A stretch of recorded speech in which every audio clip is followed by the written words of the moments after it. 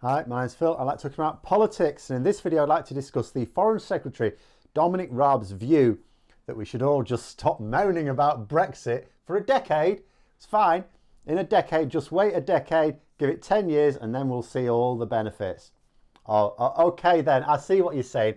So you want us to vote you useless clowns in for 2 more full parliaments before judging the disastrous state that the previous 10 years has led to. I don't think so. But first, if you'd like to be notified of daily news and politics, please subscribe to the channel and click the bell notification icon. So in case people hadn't noticed, Brexit has gone completely belly up.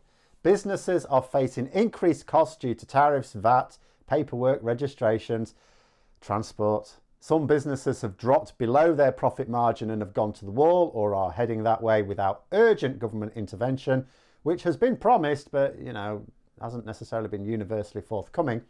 Others still are simply unable to trade at all. That's it, gone.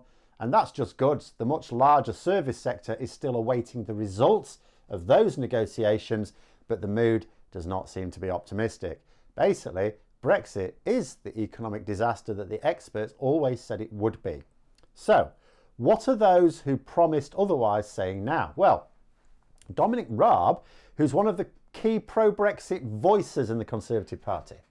I have to say Brexit voices rather than Brexit brains because, well, But anyway, he's been doing the interview rounds yesterday and he was discussing, amongst other things, the impact of Brexit on the economy. So we're now past the it's just teething problems stage now, because it undoubtedly is not. Yes, they're still trying to say that, though, it's only working for those who keep their head in the sand. But now they're having to come up with new ways to placate those who've actually looked at reality and go, actually, this seems to be for the long term. Raab is now saying that we need to take a 10-year view of Brexit. That's what he said, a 10-year view. He said that the opportunities in emerging markets will more than make up for the destruction that Brexit is currently causing our economy right now.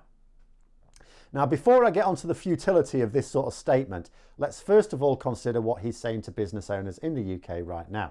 1, we expect the UK economy to suffer from Brexit for the next 10 years. That means we expect many of your businesses to be buggered for a decade, because that's the physical symptom of an ailing economy.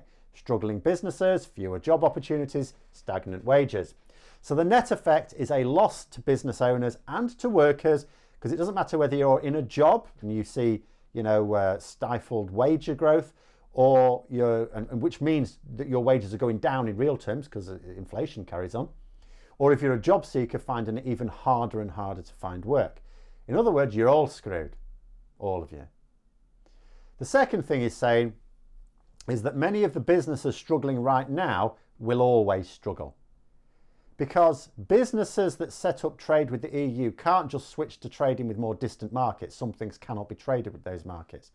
I'll go on to other reasons for that in a bit, but the reality is that there are businesses who are going to be permanently buggered by this statement, because Raab isn't saying that trade with the EU will normalise over the next 2 years, 10 years rather. He's not saying that, there's these problems at the moment, we're going to work on them and we're going to build this closer relationship with the EU and get you back trading with them. No, the complete opposite. He's saying we might as well forget any growth in trade with the EU altogether and put our hopes in trading with poorer countries with less money, that we'd need to pay extra transport costs, thousands of miles each way, to say nothing of the extra bureaucracy required there. But the whole idea of compensating for a loss of trade with neighbours with markets further away has always been a nonsense. Always. Doesn't make sense. I'll go through 4 areas it doesn't make sense. So let's look at the advantages of trade with the EU in the single market, that is, being part of the single market, not as a third country, compared with trading with the rest of the world. So 1, common sets of laws. Brexiteers may not have liked common laws, even though they couldn't name a single one that harmed them. But it massively reduces planning and paperwork when you want to trade with a market. Because a business that trades overseas will rarely just supply a single country, but several. In the single market, someone ordered their goods, they dispatched those goods. That was it. Simple. If their goods met the legal requirements in their own country, it met them in the single market because it was all the same rules. Really simple. Without access to that single market, you need to check that your goods are compliant. You need to check that your goods can be lawfully sent to that country. You know, each individual country that wants to purchase those goods will have different rules. There'll also be different forms to fill in. So you need to familiarise it. It's bad enough having to familiarise yourself with a particular form. If you want to transport it to the EU, for example, you might just send it to France and let it go on its way from there. You learn one form, one complicated form. But when you're trading with the rest of the world, lots of different countries, all lots of different forms, you know, which will all be complicated, but in very different ways.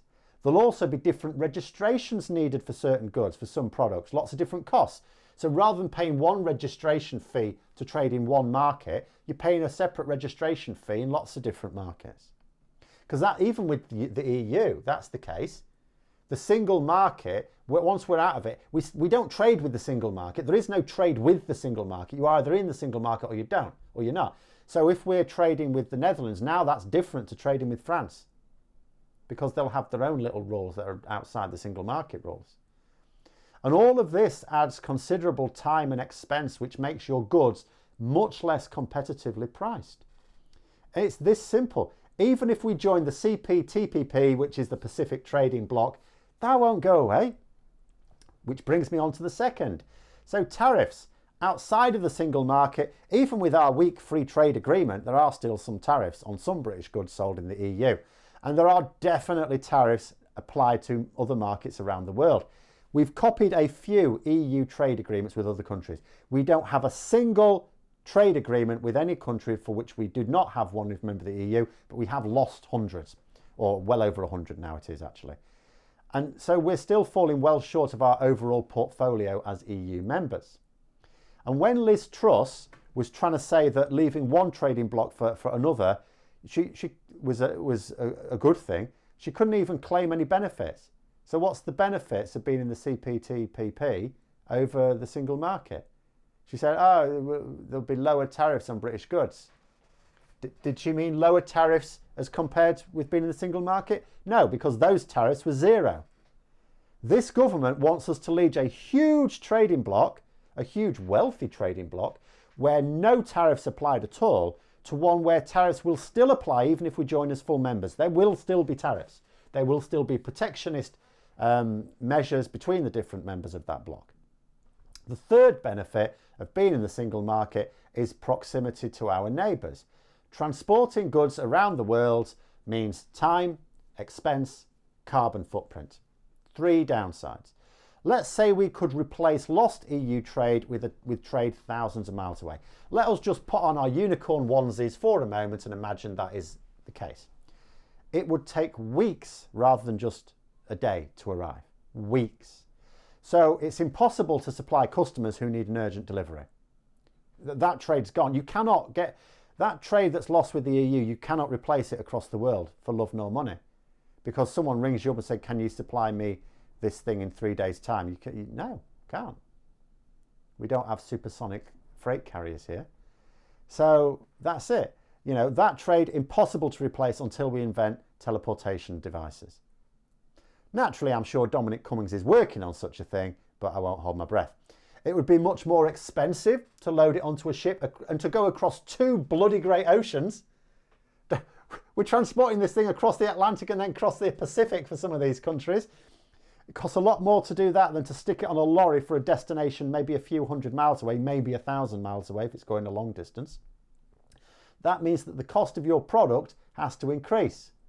Tricky to compensate with businesses who are closer to your customers, because someone from bloody New Zealand rings you up. Oh, hello, can you supply me this thing? Yeah, I can. It's going to cost this much. Well, that's a bit expensive. Oh, yeah, we've got to pay for the transport to get it to you. Right? I've got someone down the road who can do it way less than that. All right, that's that sale gone. And also it would result in a much greater carbon footprint. Not a great policy for a government that wants to pretend that it's pursuing a green agenda. And the fourth benefit is that the EU collectively is very wealthy. The population of the single market is about the same as the CPTPP, but it represents more wealth. So Dominic Raab is basically saying that we can compensate for lost trade with our rich neighbours with trade with less wealthy ones. Okay, all right then. So basically our alternative to EU trade means not being able to ship products quickly, having to charge more for transport, having to pay higher costs in having different customs declarations for lots of different markets, trading with markets who have less money to spend in the first place to buy our goods that are now overpriced due to the extra costs of transport and bureaucracy. No, this is a nonsense. Even in theory, this is a nonsense. This is just the government running out of excuses and telling us that Brexit will be fine. We just have to wait a wee bit. Oh, we just have to wait 10 years. Oh, do you mean the 10 years by which time you'll have made all your money and you'll have pissed off out of politics? And you'll be doing all your book deals and your speech circuit. That's when you want us to wait, is it? For when you're no longer in government. Now, it's what the Conservatives do all the time. And not just in this country. We've seen them do this in the United States as well. Oh, yeah, I know your lives actually got worse while we were in charge, but you just need to give us more time and it'll all be happy and glorious. Don't want to let the other lot in. Yeah, I know your lives got better when they were in, but not as good as it would be if you just gave us more time. Just give us more time. You know, the green shoots are there. They're there. It's nearly there. Yeah, piss off. But those are my thoughts. Let me know yours in the comments below. Hope you found the video interesting. If you did, don't forget to click the like button. If you'd like to support the channel further, please also click the Patreon link for details. And until next time, I'll see you later.